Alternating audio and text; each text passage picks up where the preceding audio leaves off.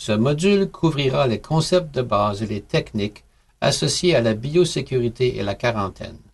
L'information dans ce module est appropriée pour le personnel en charge de la régie d'amphibiens, captifs ou de projets de recherche concernant les amphibiens sur le terrain. L'émergence, la propagation et l'impact dévastateur des chytrides sur les amphibiens à l'échelle mondiale a mis en évidence l'importance de prêter attention aux maladies infectieuses lorsque l'on travaille avec des amphibiens sauvages ou captifs. Lorsque l'on parle de biosécurité dans cette présentation, nous référerons à la prévention de la transmission de pathogènes. Spécifiquement, nous voulons protéger les populations naïves d'amphibiens sauvages des pathogènes que l'on trouve chez les amphibiens captifs et vice-versa. Nous adresserons aussi la nécessité de protéger les amphibiens captifs des pathogènes d'autres amphibiens captifs, particulièrement ceux provenant d'une autre location. Une collection zoologique typique est probablement une des situations où il est le plus difficile de contrôler les pathogènes. Souvent, ces collections hébergent des animaux appartenant à différents taxa provenant de divers endroits du globe, tous dans le même espace. Ceci peut être problématique car les pathogènes natifs et souvent inoffensifs pour les amphibiens de certaines régions, dans leur habitat, peuvent causer des problèmes sérieux chez des amphibiens provenant de régions différentes. De plus, la susceptibilité des amphibiens à un pathogène donné peut varier par espèce. Les champignons connus sous le nom de chytrides sont un exemple classique. Les xénopes ont tendance à être très résistants à la chytridiomycose et peuvent être porteurs sans présenter de signes cliniques, tandis que les crapauds de jet de Chianci sont très susceptibles. Une inattention aux principes de base de biosécurité discutés ici pourrait mener à une transmission de chytrides de xénopes aux crapauds de jet avec des conséquences désastreuses. Dans cet exemple, il est certain que les xénopes posent un risque aux crapauds de jet. Par contre, dans la plupart des situations, il est difficile, voire impossible, de savoir si les pathogènes présents chez une espèce seraient susceptibles d'infecter une autre espèce, et les précautions générales sont donc importantes et devraient être appliquées. Le design de votre programme de biosécurité dépendra des objectifs du programme et du groupe d'animaux que vous voulez protéger. Nous examinerons un nombre de pratiques de base qui devraient être employées pour la majorité des populations captives et discuterons des pratiques requises lorsque la réintroduction est contemplée. Les catégories générales suivantes sont importantes à considérer lorsque vous établirez votre programme de biosécurité. Vêtements de protection, chaussures, bains de pieds, vêtements dédiés et gants. Routine de régie visant à réduire le risque de transmission de pathogènes. On doit tenir compte que l'équipement et l'ameublement des enclos peuvent aussi transmettre des pathogènes. L'eau peut être une source de microbes, et l'eau utilisée et acheminée dans les égouts peut potentiellement affecter les amphibiens sauvages. La source de nourriture doit aussi être considérée. Certains aspects du design de la facilité, comme le contrôle de la vermine, peuvent impacter le mouvement de pathogènes. La quarantaine pour les nouveaux animaux et finalement la nécropsie de tous les animaux morts dans la collection. Nous examinerons ces principes en détail. Des chaussures dédiées devraient être utilisées pour chaque bâtiment hébergeant des amphibiens. Ces chaussures doivent demeurer dans le bâtiment ou à la facilité et ne jamais être utilisées pour le retour à la maison ou sur le terrain.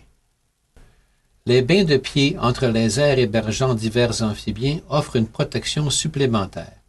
Ces bains ne peuvent fonctionner que si les chaussures sont en matériel désinfectable et que si les chaussures et les bains de pieds ne sont pas couverts ou remplis de matériaux organiques tels la poussière et la boue.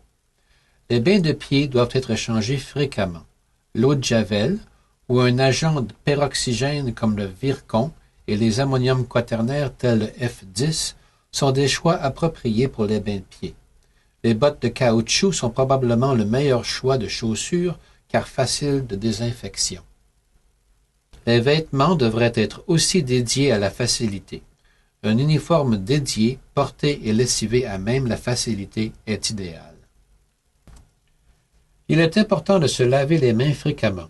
On devrait se laver les mains entre les bâtiments, entre les aires d'hébergement, entre enclos ou cages et entre les ustensiles et les outils.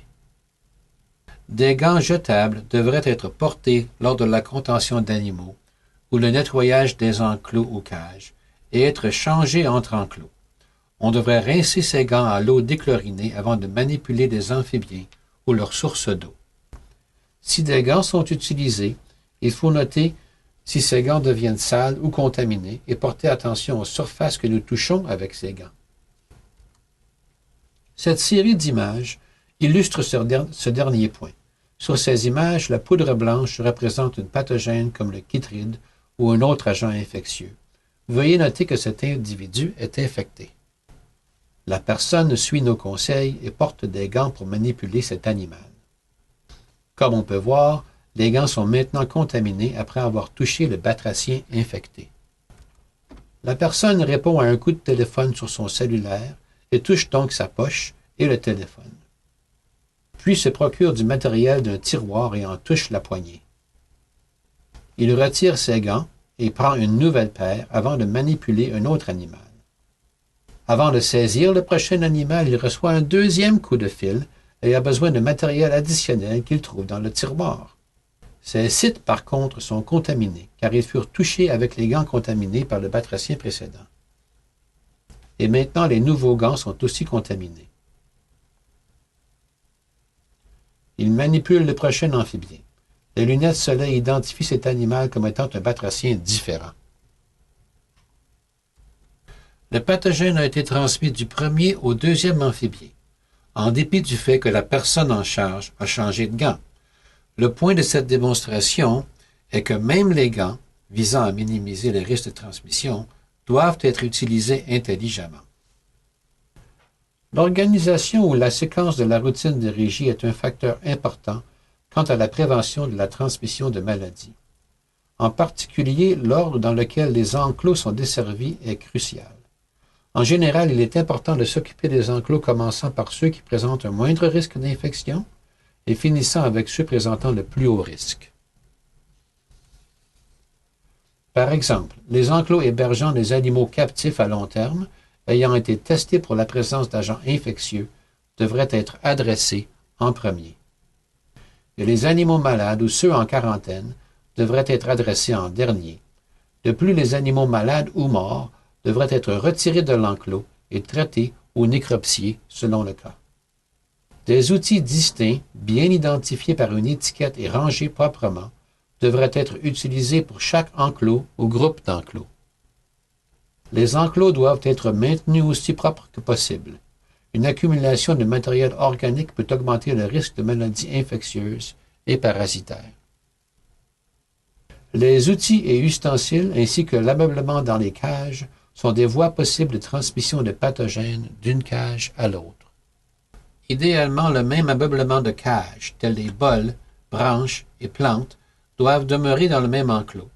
Si l'on doit partager l'ameublement avec un autre enclos, l'ameublement devrait être désinfecté à fond. Les matériaux naturels qui pourraient avoir été exposés à des amphibiens sauvages devraient être nettoyés et désinfectés avant usage. De façon similaire, eau et nourriture sont des sources potentielles de pathogènes. L'eau destinée à des amphibiens devrait être filtrée et traitée avant usage. Prière de se référer au module sur la qualité d'eau. Les items ou proies utilisés pour nourriture et produites sur le site ou dans des opérations bien gérées sont probablement les plus sécuritaires. Parfois, des proies capturées à l'extérieur sont offertes comme nourriture. Il est possible que cette pratique ait des avantages nutritionnels, mais la capture de ces invertébrés ne devrait se faire que dans des endroits où des pesticides ou herbicides ne sont pas utilisés et où les amphibiens sauvages ne sont pas affectés de maladies. Les plans de la facilité et le design des enclos impactent aussi la biosécurité. Les facilités devraient être à l'épreuve des vermines et des amphibiens. Mouches, blattes, souris et amphibiens peuvent propager des pathogènes d'une facilité à l'autre. Une régie automatisée peut réduire le contact entre le préposé et les animaux, et donc réduire le risque de propagation des microbes. Par exemple, un arroseur automatisé, de la nourriture acheminée via un entonnoir, le drainage d'eau via tuyau dans le plancher de l'enclos. Le système d'aération peut aussi propager les microbes, et certaines aires de la facilité, telles la quarantaine, devraient avoir un système d'aération séparé. La quarantaine des animaux nouvellement arrivés est cruciale afin de minimiser le risque pour la collection. Le risque change selon différents facteurs, comme la source des nouveaux animaux. Les animaux sauvages sont plus susceptibles d'être porteurs de pathogènes ou de parasites. Leur histoire.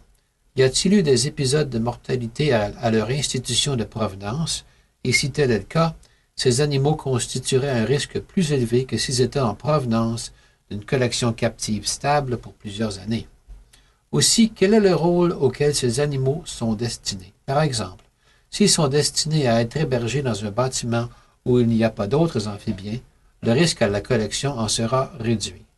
Une facilité de quarantaine devrait être complètement séparée du reste de la collection. Idéalement, un personnel distinct devrait s'occuper des animaux en quarantaine. Si ce n'est pas possible, l'équipement protecteur et l'ordre de service des enclos prend encore plus d'importance. Les animaux en quarantaine, récemment transportés et maintenant sujets à une régie et routine différentes, sont stressés. Ce stress peut mettre en évidence une maladie qui autrement serait demeurée latente, et il est donc important de viser à minimiser le stress. Les enclos et cages pour quarantaine sont généralement simples et faciles d'entretien, mais devraient aussi couvrir les besoins de l'animal. En d'autres termes, la qualité des enclos pour animaux en quarantaine devrait être égale à celle des enclos pour les animaux de la collection. Une période minimale de 30 jours est recommandée pour la quarantaine. Pour les amphibiens à risque élevé, une quarantaine plus longue, soit de 60 à 90 jours, est appropriée. Les animaux devraient entrer et quitter la quarantaine en bloc. C'est ce qu'on appelle tous dedans, tous dehors. Si de nouveaux animaux sont ajoutés à un enclos durant la quarantaine recommence à zéro puisque le nouvel animal pourrait transmettre un pathogène aux autres, qui alors pourraient le transmettre à la collection. Les animaux devraient se comporter normalement et manger de façon normale lorsque la quarantaine est levée. Si un animal ne paraît pas normal, le groupe entier devrait demeurer sous quarantaine jusqu'à ce que le problème soit diagnostiqué et résolu. Un examen vétérinaire des animaux en quarantaine devrait inclure, au minimum, une revue de l'histoire médicale et des observations sur cet animal lors de la quarantaine, comme le comportement, l'appétit, etc. Un examen physique incluant l'état de chair. Le dépistage et traitement pour parasites internes devrait être fait durant la quarantaine. Dans la plupart des cas, un test de dépistage pour les chytrides est inclus dans les procédures de quarantaine. On peut tester pour le ranavirus, mais ceci est plus informatif s'il y a des mortalités dans le groupe. La pathologie clinique, telle l'hématologie et la biochimie sérique, sont des procédures de routine chez les autres vertébrés en quarantaine. Elles peuvent être faites chez les amphibiens, mais l'interprétation des résultats peut être ardue, particulièrement chez les animaux asymptomatiques. Ces procédures font l'objet d'autres modules de cette série. La nécropsie est une composante critique de la régie. Identifier là où les causes de décès peut aider à corriger ou éviter des fuites de biosécurité et aider à faire des ajustements de régie. Pour plus de détails, prière de se référer au module couvrant la nécropsie. Il y a plusieurs niveaux de biosécurité et vous pouvez développer votre système en fonction de vos besoins.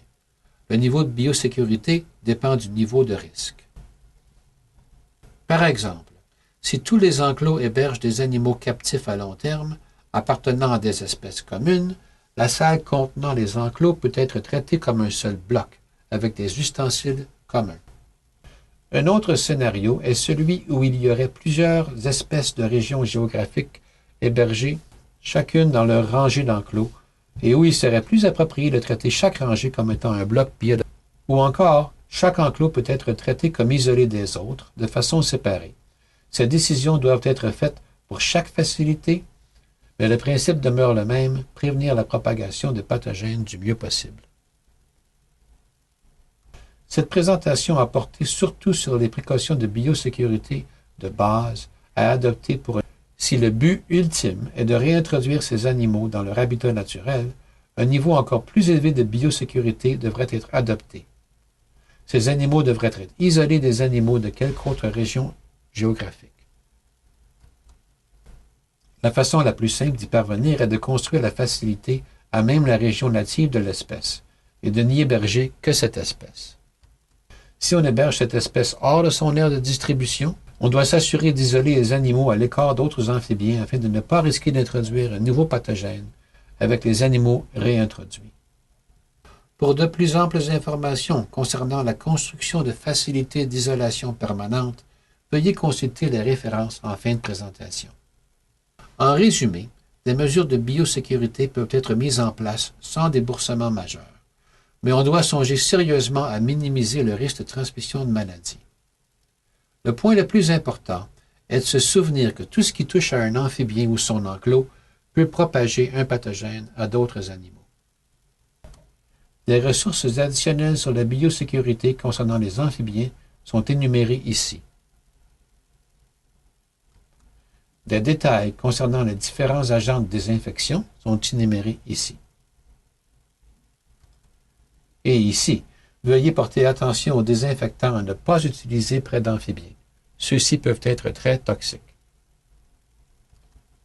Merci pour votre attention et bonne chance avec vos projets.